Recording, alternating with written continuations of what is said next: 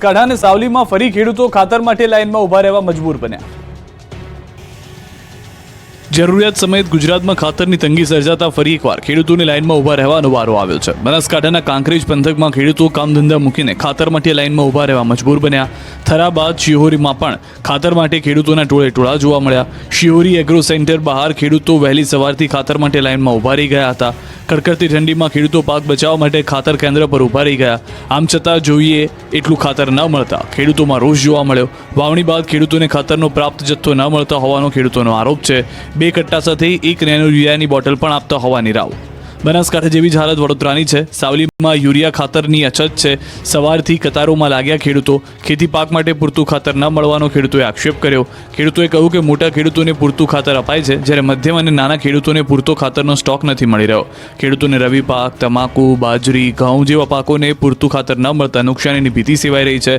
ખેડૂતોએ કહ્યું ખાતર માટે રોજ ખાવા ધક્કા છતાં ખાતર મળતું નથી, ત્યારે ખાતરનો પૂરતો સ્ટોક આપવાની ખેડૂતોએ માંગ કરી। કામોતેજક ઘટકની મિલાવટની દવાઓનું ગોડાઉન પકડાયું। 31 લાખનો ભેળસેળ દવાઓનો મુદ્દામાલ જપ્ત। કોઈપણ જગ્યાએ અજાણી દવાઓ ન ખરીદતા, કેમ કે કામોતેજક ઘટકની મિલાવટની દવાઓનું ગોડાઉન પકડાયું છે। ગુજરાતમાં કામોતેજક ઘટનાની મિલાવટ કરી દવાઓ એક્સપોર્ટ કરવા કૌભાંડનો પર્દાફાશ થયો છે। રાજ્યના ફૂડ એન્ડ ડ્રગ્સ વિભાગે અંદાજે ₹31 લાખનો ભેળસેળવાળો અને નકલી દવાનો મુદ્દામાલ જપ્ત કર્યો છે। ફૂડ એન્ડ ડ્રગ્સ વિભાગે ચાંગોદરમાં લોકોના સ્વાસ્થ્ય સાથે ચેડા કરતી ફેક્ટરી ઝડપી છે। ન્યુટ્રાસ્યુટિકલ્સ પ્રોડક્ટના નામે દવાનો વેપલો કરતા હોવાનો ખુલાસો થયો। આ મામલે ફૂડ એન્ડ ડ્રગ્સ વિભાગે જોઇન હબ ફાર્મા LLPના મુખ્ય પાર્ટનર અહેમદ અબ્બાસ બાલોસપુરા, અબ્બાસ અલી બાલોસપુરા, સંકેત શાહ તથા પેઢીમાં ખરીદી સંભાળતા વ્યક્તિ પટેલ ભાવેશભાઈ તથા નજર મોહમ્મદ સાઉદીની સઘન પૂછપરછ કરી। સાથે જ તેમની ઓફિસ ચાંગોદર ખાતેના ગોડાઉનમાં દરોડા પાડી 11 લાખની કિંમતનો દવાનો જથ્થો જપ્ત કરી કાયદેસરની કાર્યવાહી કરી।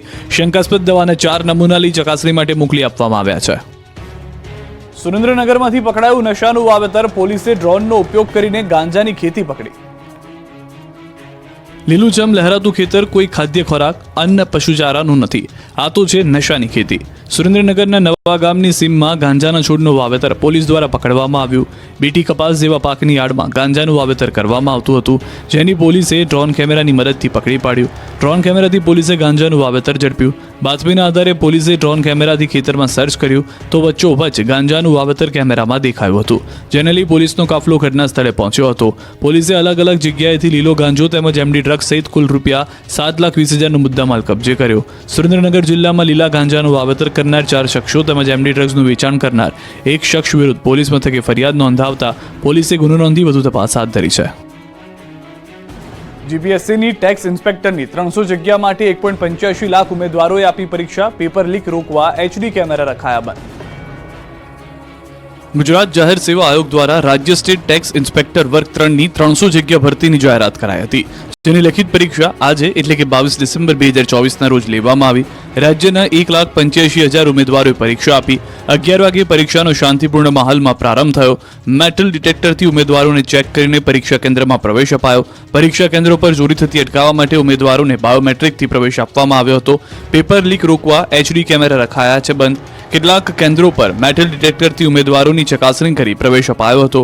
આ ઉપરાંત જે પરીક્ષા કેન્દ્રોમાં CCTV HD હોય તે પણ બંધ રખાયા અને વધુ એક સુપરવાઇઝર ફાળવવામાં આવ્યો, જેથી પેપર લીક થતા રોકી શકાય।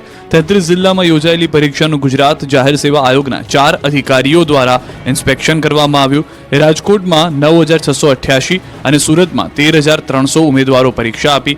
રાજકોટના 41 કેન્દ્રોના 404 બ્લોક પરથી 9,688 ઉમેદવારો સ્ટેટ ટેક્સ ઇન્સ્પેક્ટરની પરીક્ષા આપવા પહોંચ્યા, તો બીજી તરફ સુરતના 56 કેન્દ્રો પર 555 બ્લોક પરથી 13,300 ઉમેદવારોએ પરીક્ષા આપી।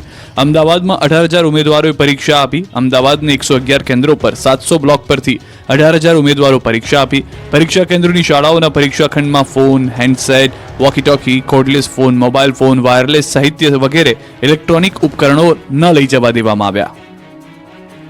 રાજ્યના 10,000 ઉમેદવારોએ આપી વકીલાતની પ્રેક્ટિસ માટેની પરીક્ષા। દેશભરમાં આજે બાર કાઉન્સિલની પરીક્ષા યોજાઈ. અમદાવાદ, સુરત, રાજકોટ સહિત કાયદા શાખાના વિદ્યાર્થીઓએ અમદાવાદના અલગ અલગ કેન્દ્ર પર પરીક્ષા આપી. ગુજરાતમાંથી 10,000 કરતાં વધુ ઉમેદવારોએ પરીક્ષા આપી. ગુજરાતના બાર કાઉન્સિલના પ્રમુખે વિદ્યાર્થીઓને પરીક્ષાની શુભેચ્છા આપી. વકીલ તરીકે પ્રેક્ટિસ કરવા માટે ઓલ ઇન્ડિયા બાર કાઉન્સિલ દ્વારા લેવાય છે પરીક્ષા. આ પરીક્ષા પાસ કર્યા બાદ જ ઉમેદવારોને વકીલ તરીકે પ્રેક્ટિસ માટે મળે છે માન્યતા.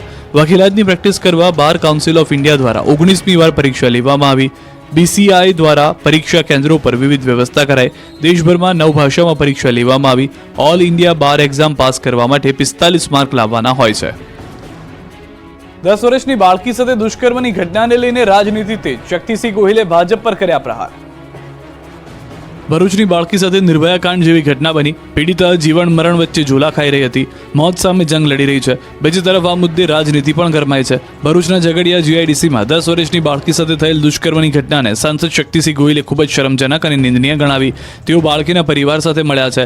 બાળકી હાલ વેન્ટિલેટર પર છે અને ડોક્ટરની ટીમ દ્વારા તેને બચાવવાના પૂરા પ્રયત્નો કરાઈ રહ્યા છે. શક્તિસિંહે કહ્યું કે આ સમય પરિવાર સાથે ઉભા રહેવાનો છે, રાજકારણ કરવાનો નહીં. આક્ષેપ કર્યો કે ગુજરાત સરકારના કોઈ પણ મંત્રી કે મુખ્યમંત્રી પીડિત દીકરીના પરિવારને મળવા આવ્યા નથી. 1 વર્ષમાં 169 બાળકીઓ પર આવી ઘટના બની. કોંગ્રેસની સરકાર ગુનેગારોને પક્ષમાં નથી, પણ ભાજપ આવા ગુનેગારોને પક્ષમાં લેવાને લીધે કાયદો વ્યવસ્થા બગડી રહી છે. સરકારે આ મામલે ચિંતન કરવું જોઈએ. દાહોદના લોકો વન્ય પ્રાણીઓથી સાવધાન રહેવા સૂચના. દાહોદ પંથકમાં વન્ય પ્રાણીઓનો ત્રાસ દિવસને દિવસે વધી રહ્યો છે. ગામડાઓમાં દીપડા, રીંછ સહિતના પ્રાણીઓ પ્રવેશી દહેશત ફેલાવી રહ્યા છે. ત્યારે દાહોદ જિલ્લામાં વધતા જતા વન્ય પ્રાણીઓના હુમલાને લઈ દેવગઢ બારિયાના નાયબ વન સંરક્ષક મિતેશ પટેલ દ્વારા લોકોને અપીલ કરાઈ છે. વન્ય પ્રાણી હુમલાના બનાવો કઈ રીતે રોકી શકાય તેની લોકોને માહિતી આપવામાં આવી. જેમાં મોડી રાત્રે અને વહેલી સવારે એકલા જવાનું ટાળવા અપીલ કરાઈ અને જો વન્ય પ્રાણીઓ જોવા મળે અથવા હુમલો કરે તો સ્થાનિક વન વિભાગને જાણ કરવા અપીલ કરી. સાથે અનેક લોક જાગૃતિના સૂચનો આપવામાં આવ્યા. બીજી તરફ વન્ય પ્રાણીઓને પકડવા માટે જંગલ ખાતાએ પાંજરા પણ મૂક્યા છે. કેમિકલ યુક્ત પાણી છોડવા મુદ્દે પોરબંદરના ખારવા સમાજે કાઢી રેલી. DPC મારફત જેતપુરના કેમિકલ યુક્ત પાણીને પોરબંદરના દરિયામાં ઠાલવવામાં આવતા ખારવા સમાજમાં રોષ ફાટી નીકળ્યો. જેને લઈને ગુજરાત ખારવા સમાજના પ્રમુખની ઉપસ્થિતિમાં પોરબંદર ખાતે 2 દિવસીય બેઠકનું આયોજન કરવામાં આવ્યું. બેઠક પૂર્વે પોરબંદર જિલ્લા કલેક્ટરને આવેદનપત્ર આપી રજૂઆત કરવામાં આવી. જેતપુરના કેમિકલયુક્ત પાણીને પોરબંદરના દરિયામાં ઠાલવવામાં આવતા દરિયાઈ જીવસૃષ્ટિ પર જોખમ વધ્યું. માછલીનો કેચ ઘટશે અને માછીમારોને મોટો ફટકો પડશે. જેથી આને અટકાવવા ખારવા સમાજ આકરા પાણીએ જોવા મળી રહ્યો છે. જેથી આગામી સમયમાં ઉગ્ર આંદોલનની ચીમકી ઉચ્ચારી ઉગ્ર આંદોલનને કાયદાકીય લડત આપવાની તૈયારી શરૂ કરી દીધી છે. વડિયામાં વાજતે ગાજતે નીકળી 101 વર્ષના વૃદ્ધાની અંતિમ યાત્રા.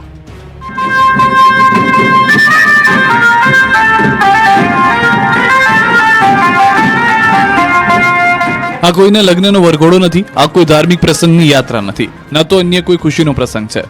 અબીલ ગુલાલની છોરો અને ઢબુકતા ઢોલ વાગતી શરણાઈનું કારણ છે અંતિમ યાત્રા. સામાન્ય રીતે કોઈનું મૃત્યુ થાય તો આંસુઓનો દરિયો વહેતો હોય, કોણ કોને છાનું રાખે તેવું વાતાવરણ હોય. પણ વડિયાના 101 વર્ષના વૃદ્ધાની અંતિમ યાત્રા વાજતે ગાજતે નીકળી. વડિયાના ખાન ખીજડીયા ગામમાં 101 વર્ષના માજીએ અંતિમ વિદાય લેતા તેમની અંતિમ ઈચ્છા પૂરી કરવા ભત્રીજાઓએ અબીલ ગુલાલ અને બેન્ડ બાજા સાથે અંતિમ યાત્રા કાઢી. સાકરબેન કેશુભાઈ હરખણિયાએ કોઈ સંતાન ન હોવાથી ભત્રીજાઓ સાથે રહેતા. ગતરોજ તેમનું 101 વર્ષની ઉંમરે નિધન થયું. માજીની અંતિમ ઈચ્છા હતી કે મારી પાછળ કોઈએ શોક વ્યક્ત કરવો નહીં, પરંતુ હસતા હસતા મને વિદાય આપવી. માજીની અંતિમ ઈચ્છા પૂર્ણ કરવા માટે ભત્રીજાઓએ વાજતે ગાજતે અંતિમ યાત્રા કાઢી, જેમાં ગામના લોકો અને સગા સંબંધી મોટી સંખ્યામાં જોડાયા. આમ અંતિમ યાત્રામાં રોકકળ કર્યા વિના વાજતે ગાજતે કાઢી સાકરબાને અનોખી વિદાય આપી. ક્રિસમસનું વેકેશન પડતા જ SOUમાં ઉમટ્યા પ્રવાસીઓ. નાતાલના વેકેશનમાં પ્રવાસીઓ SOU તરફ ઉમટ્યા. તહેવારનો માહોલ અને નવા વર્ષના વધામણા માટે પ્રવાસીઓની અત્યારથી જ ભીડ જામી છે. કેટલાક પ્રવાસીઓ 31 ડિસેમ્બર પણ અહીં જ મનાવવાનો પ્લાન કર્યો છે. બીજી તરફ કેવડિયાની હોટલો પણ ફૂલ થઈ રહી છે. 1 ડિસેમ્બરની ઉજવણી યાદગાર બની રહે તે માટે DJ પાર્ટી, આદિવાસી કલ્ચર જમવાનું મેનુ, સ્ટેજ આમ તમામ પ્રકારની સુવિધા માટે સજ્જ બન્યા છે. ડેમ અને સ્ટેચ્યુ ઓફ યુનિટી આ આટલા વર્ષનો પ્રવાસીઓનું રેકોર્ડ બ્રેક નોંધાઈ છે. આવક નાતાલની રજામાં મોટી સંખ્યામાં પ્રવાસીઓ આવી રહ્યા છે અને હજુ પણ પ્રવાસીઓનો ધસારો વધે એવી શક્યતા છે. નર્મદા જિલ્લામાં જ્યારથી સ્ટેચ્યુ ઓફ યુનિટીનું લોકાર્પણ થયું ત્યારથી પ્રવાસીઓ માટે નર્મદા જિલ્લો હોટ ફેવરિટ બન્યો છે. સ્ટેચ્યુ ઓફ યુનિટી પર નાતાલની રજાઓમાં પ્રવાસીઓનો ધસારો વધ્યો અને નાતાલ રજાઓ પહેલા જ 1.5 લાખ કરતાં વધુ પ્રવાસીઓ આવ્યા. જામનગરમાં અન્નપૂર્ણા માતાજી મંદિરે યોજાયો મહાપ્રસાદ મહોત્સવ. જામનગરના અન્નપૂર્ણા મંદિરે ભક્તોનું ઘોડાપુર ઉમટ્યું છે. અન્નપૂર્ણા માતાજીના મંદિરમાં 21 દિવસના વ્રત ચાલી રહ્યા છે. વ્રતની પૂર્ણાહુતિને અનુલક્ષીને પૌરાણિક લાલવાડી ખાતેના અન્નપૂર્ણા મંદિરે સવારથી જ ભક્તોની કતારો લાગી હતી. મોટી સંખ્યામાં ભક્તો માતાજીના દર્શન કરવા માટે ઉમટી પડ્યા હતા. મંદિરમાં પગ મૂકવાની પણ જગ્યા ન હતી. હકડઠઠ ભીડના કારણે ક્યાંય પગ મૂકવાની જગ્યા ન હતી. સાથે સાથે મહાપ્રસાદ મહોત્સવ યોજાયો. અન્નકૂટ ધરાવાયો. ભક્તોએ મહાઅન્નકૂટના દર્શન કરી પ્રસાદ લઈ ધન્યતા અનુભવી. પ્રસાદ માટે ભક્તોની લાંબી કતારો જોવા મળી. જામનગરમાં કાલાવાડ નાકા બહાર હાપા રોડ પર લાલવાડી વિસ્તારમાં આવેલી શ્રી અન્નપૂર્ણા માતાજીના મંદિરમાં 21 દિવસના વ્રત ચાલી રહ્યા છે. બપોરે 11 વાગ્યાથી સાંજે 5 વાગ્યા સુધી મહાપ્રસાદનું આયોજન કરવામાં આવ્યું હતું. આ મહાપ્રસાદના કાર્યક્રમમાં 25,000થી વધુ ભાઈઓ અને બહેનો માતાજીના દર્શન અને પ્રસાદનો લાભ લેવા પહોંચ્યા. દેશ વિદેશના લોકોને દાઢે લાગ્યો છે તળીનો ગોળ. કિલોનો ભાવ 200 થી 240 રૂપિયા. શિયાળામાં આરોગ્યપ્રદ નીરાનું તો બમ્પર વેચાણ થાય જ છે. લોકો સવારમાં હોશે હોશે પીવે પણ છે.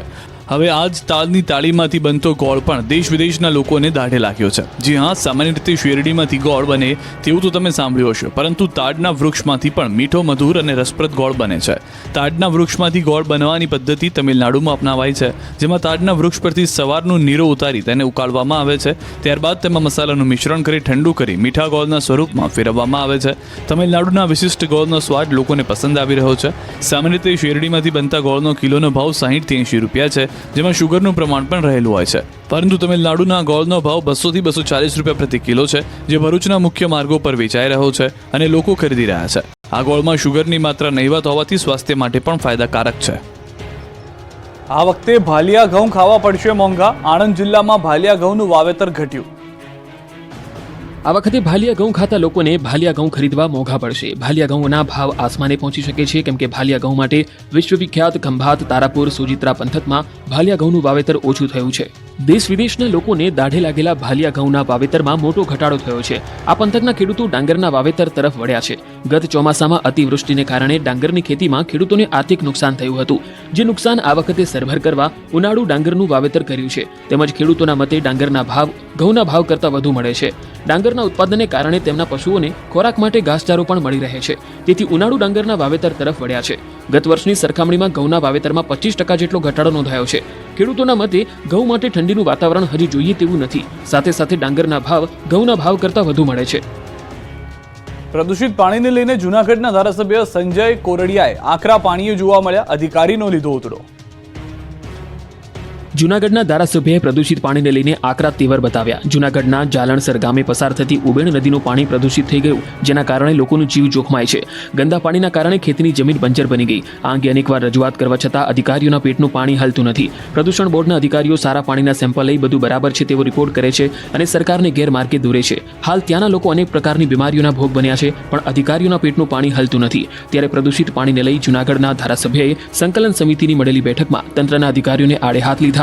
સંજય કોરડિયાએ કામમાં ગેરરીતિ આચરતા અધિકારીઓ સામે લાલાખ કરી. ઉબેણ નદીના પ્રદૂષિત પાણીને લઈ તેમણે પ્રદૂષણ બોર્ડના અધિકારીઓ સામે આરોપ લગાવ્યા. સાથે જ પ્રદૂષિત પાણીને લઈ આંદોલનની ચીમકી આપી. બોટાદનો ગેલો નદીનો પુલ પડું થતા લોકોના જીવ જોખમમાં. દેખાતા સળિયા, ઉડતી ધૂળની ડમરીઓ અને ખખડધજ રોડ જોખમી બ્રિજના દ્રશ્યો છે બોટાદના. યાત્રાધામોનો જિલ્લો અને સૌરાષ્ટ્રનો મુખ્ય પ્રવેશ દ્વાર કહેવાતા બોટાદ શહેરનો પુલ લોકો માટે જોખમી પુલ બની ગયો. આસપાસના ગ્રામજનો માટે માથાનો દુખાવો સમાન બની ગયો છે બ્રિજ. ગઢડા ખાતેના ધાર્મિક તીર્થ સ્થાનો સહિત આસપાસના મોટા તીર્થ સ્થાનો ખાતે આવતા હજારો ભાવિકો માટેના મુખ્ય માર્ગ સમાન ઘેલો નદીનો પુલ અતિ બિસ્માર હાલતમાં છે. પુલ પર ખાડાઓનું સામ્રાજ્ય જોવા મળી રહ્યું છે. ધૂળની ડમરીઓ ઉડી રહી છે. ક્યાંય ડામર પણ દેખાતું નથી. અનેક વખત ઉચ્ચ કક્ષાએ રજૂઆત છતાં પણ કોઈ કામગીરી થઈ રહી નથી. આ પુલ પરથી અમરેલી, ગીર સોમનાથ, રાજકોટ સહિત સૌરાષ્ટ્રના લોકો પસાર થાય છે. અમદાવાદ, બોટાદ સહિતના જિલ્લાઓમાં જવાનો મુખ્ય માર્ગ છે, જેથી હજારોની સંખ્યામાં લોકોની અવરજવર રહે છે. જેથી વહેલી તકે બિસ્માર પુલનું યોગ્ય સમારકામ થાય તેવી લોકોની માંગ છે. છેલ્લા 4 વર્ષથી બિસ્માર પુલ હવે રિપેર થાય તો લાખો લોકોના જીવ પર તોડાતો ખતરો ટળી જશે. નહીં તો ગમે ત્યારે મોટી દુર્ઘટના સર્જાઈ શકે. બોડેલીને ફરી નગરપાલિકા બનાવવા ઉઠી માંગ. 4 પંચાયતના કારણે વિકાસ રૂંધાયો. છોટાઉદેપુરના બોડેલીને નગરપાલિકા બનાવવા ફરી એકવાર માંગ ઉઠી. 4 પંચાયતોને કારણે વિકાસ રૂંધાઈ રહ્યો છે, જેથી સીમાંકનને લઈ પંચાયતના સરપંચો ઊભી થતી અસુવિધાઓને લઈ એકબીજાને ખો આપી રહ્યા છે. 4 ગામના લોકો પંચાયતોને મર્જ કરી એક નગરપાલિકા બનાવવામાં આવે તો વિકાસને વેગ મળી શકે. મહત્વનું છે કે બોડેલી, અલીખેરવા, ચાચાક અને ઢોકલિયા આમ 4 ગામ એકબીજામાં સમાવિષ્ટ હોવા છતાં 4 ગામની પંચાયત અલગ અલગ છે. કેટલાક વિસ્તારમાં એક મકાન એક દુકાન છોડી પંચાયત બદલાય છે. કેટલાક વિસ્તારોમાં તો 3 પંચાયતોની સરહદો પણ આવેલી છે, જેને લઈ સીમાંકનને લઈને સવાલ ઊભા થયા, જેનો ભોગ લોકોને બનવું પડે છે. 4 પંચાયતોમાંથી પસાર થતી કુદરતી કાંસની સફાઈ પણ કરાતી નથી. ખુલ્લામાં વહેતી ગટર ગંગાને લઈ લોકો મચ્છરોના ત્રાસથી ત્રાહિમામ પોકારી ગયા છે. પીવાના પાણીની વાત હોય, સફાઈની વાત હોય, લાઇટ કે પછી રસ્તાની વાત હોય, જવાબદારી કોઈ પણ પંચાયત લેવા તૈયાર નથી. આવી તો અનેક સમસ્યાઓનો સામનો અલગ અલગ પંચાયતોમાં રહેતા લોકો વેઠી રહ્યા છે. ત્યારે સરપંચો પણ નગરપાલિકા બનાવવા સમર્થન કરી રહ્યા છે. લોકોનો આરોપ છે કે ગ્રામ પંચાયતના સરપંચો પોતાના હોદ્દાને સાચવી રાખવા માટે નગરપાલિકા બને તેવું ઈચ્છતા નથી. સુરેન્દ્રનગરના સ્વાસ્થ્યવર્ધક કચેરિયાની શિયાળામાં માંગ વધી ગઈ છે. દરરોજ અંદાજે 2000 કિલોનું વેચાણ. સુરેન્દ્રનગર જિલ્લાના સ્વાસ્થ્યવર્ધક કચેરીઓનું શિયાળો જામતા જ માંગ પણ જામી છે. હાલ શિયાળાની સિઝન પૂરજોશમાં છે અને ઠંડીનો માહોલ સમગ્ર જામેલો છે. ત્યારે વસાણાની જૂની રીતભાત મુજબ ખોરાક લેવા માટે લોકો આગ્રહ રાખે છે. હાલ શિયાળામાં વિવિધ પ્રકારના વરસાણા સ્વાસ્થ્યવર્ધક હોવાથી વધુ પ્રમાણમાં ખવાય છે. ત્યારે સુરેન્દ્રનગરના સફેદ તેમજ કાળા તલનું કચેરિયાના માંગ જોવા મળી રહી છે. સુરેન્દ્રનગરના જિલ્લામાં બનતા જ કાળા તલના કચેરિયાની ગુજરાત તેમજ દેશ વિદેશમાં ખૂબ માંગ છે. કચેરિયાનો સ્વાદ હવે ગુજરાત પૂરતો જ સીમિત નથી રહ્યો, પરંતુ છેક મહારાષ્ટ્ર અને અન્ય રાજ્યોમાં પણ પહોંચ્યો છે. સુરેન્દ્રનગરના વેપારીઓ દ્વારા સમગ્ર રાજ્યની સાથે હવે બોમ્બે, બેંગ્લોર અને દિલ્હી સહિતના શહેરોમાં પણ કચેરીઓ મોકલવામાં આવે છે અને ત્યાં વસતા લોકો પણ કચેરીઓ ખાતા થયા છે. સુરેન્દ્રનગર અને વઢવાણ સહિત શહેરી વિસ્તારમાં અંદાજે 10થી વધુ વેપારીઓ દ્વારા મોટા પાયે કચેરિયાનું ઉત્પાદન કરવામાં આવે છે. દરરોજ અંદાજે 2000 કિલો કચેરિયાનું વેચાણ થાય છે. કચેરિયાના ઉદ્યોગને કારણે શિયાળાના 3 કે 4 માસ દરમિયાન શહેરના અનેક પરિવારોને રોજીરોટી પણ પૂરી પાડે છે. મહિલાઓ કચેરીઓ બનાવી તેનું વેચાણ કરી રહ્યા છે અને આત્મનિર્ભર બની રહ્યા છે. આમ ઝાલાવાડનું પ્રખ્યાત કાળા તલનું કચેરીઓ હવે ગુજરાત જ નહીં પરંતુ વિદેશ સુધી પહોંચ્યું છે અને શિયાળામાં પૌષ્ટિક આહાર પૂરો પાડે છે. નાળિયેરના કાચલામાંથી યુવાને કરી કારીગરી, વેસ્ટમાંથી બેસ્ટ વસ્તુ બનાવી નવી રાહ ચીંધી. આ દ્રશ્યો નિહાળી પહેલી નજરે તમને લાગશે જ નહીં કે વેસ્ટમાંથી આ બેસ્ટ વસ્તુ બનાવી હશે, પણ આ કમાલ કરી છે સુરેન્દ્રનગરના ધ્રાંગધ્રાના યુવાને. નારિયેળના કાચલાને બિન ઉપયોગી સમજી ફેંકી દેવાના બદલે યુવાને નારિયેળના કાચલામાં કારીગરી કરી અલગ અલગ ડિઝાઇનની કલાકૃતિઓ અને રમકડા બનાવ્યા. શંભુભાઈ મિસ્ત્રીએ શ્રીફળના કાચલામાંથી મોર, ચાના કપ, કેટલી, રાધાકૃષ્ણની મૂર્તિ, હંસ, ફ્લાવર પોટ, પેન સ્ટેન્ડ, ફૂલદાની, નાવ, મોબાઈલ સ્ટેન્ડ વગેરે બનાવ્યું છે. શંભુભાઈએ અત્યાર સુધીમાં નારિયેળના કાચલામાંથી અંદાજે 200થી વધુ કલાકૃતિઓ બનાવી છે.